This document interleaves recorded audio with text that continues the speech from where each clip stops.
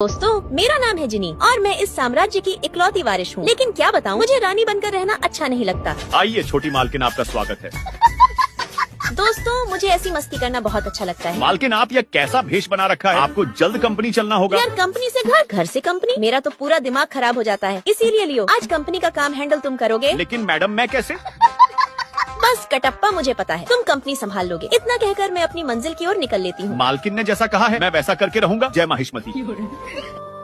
Good morning boss, project में थोड़ा लोचा है, आपको जल्दी चलना होगा। ठीक है, तुम मीटिंग में पहुंचो, मैं अभी आता हूँ।